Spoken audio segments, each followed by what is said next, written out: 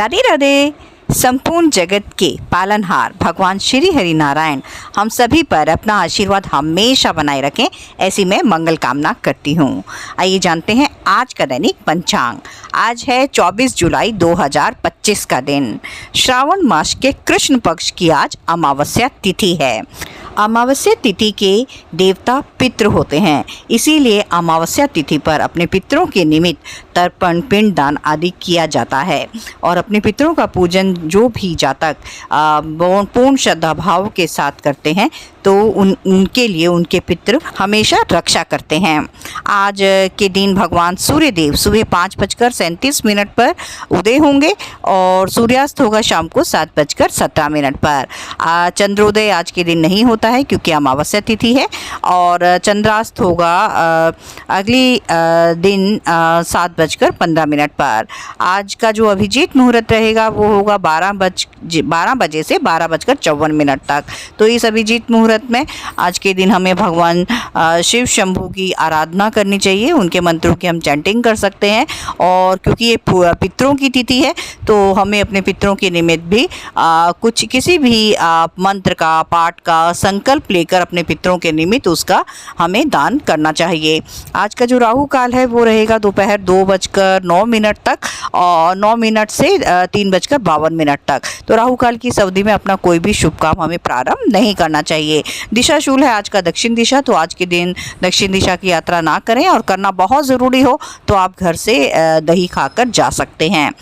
योगों में आज है हर्षण योग, जो कि रहेगा सुबह 9:50 तक, और उसके आगे वज्र योग लग जाएगा। तो ये जो हर्षण योग होता है, ये जो भी कार्य इस हर्षण योग में किए जाते हैं वो किसी ना किसी तरह से खुशी ही प्रदान किए जाते हैं। लेकिन पुराने हमारे सयाने लोग कहते हैं कि इस योग में हमें पितरों को मनाने वाले कर्म ना करने की सलाह उन्होंने दी है।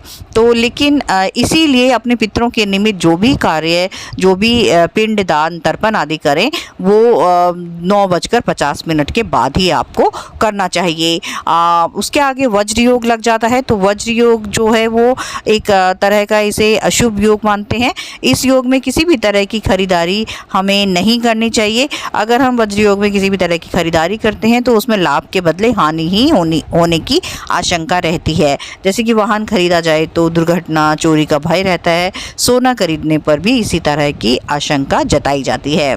आज नक्षत्रों में चंद्रदेव गोचर कर रहे हैं पुनर्वसु नक्षत्र में, और वो उसमें रहेंगे शाम 4:44 तक, और उसके आगे पुष्य नक्षत्र में चले जाएंगे।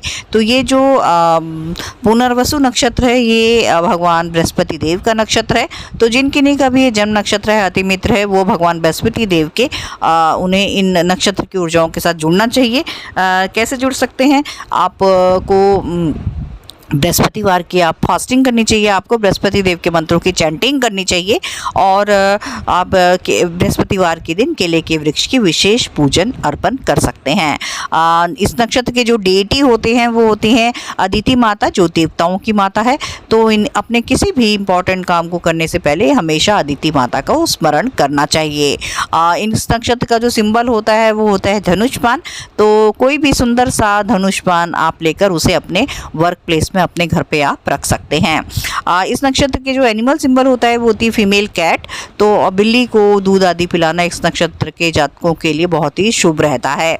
और बर्ड होता है स्वान, और इस नक्षत्र का जो ट्री होता है वो होता है बैम्बू ट्री, बांस का पेड़। तो बैम्बू ट्री को ये लोग लगा सकते हैं। सुंदर से छोटे से बैम्बू ट्री शोपीस को अपने आसपास, अपने घर में, अपने वर्क प्लेस में ये लोग लगा सकते हैं। तो इस तरह से जब ये लोग नक्षत्र की इन ऊर्जाओं के साथ जुड़ते हैं तो अपने जीवन में शुभत्व को बढ़ाते हैं। आज अमावस्या तिथि के दिन अपने पितरों के निमित्त अन्न, जल, तर्पण, पिंडदान आदि करें, और अपने पितरों का आशीर्वाद प्राप्त कर अपने जीवन को सुख, सौभाग्य, समृद्धि से आप भरपूर कर सकते हैं। Thank you. राधे राधे।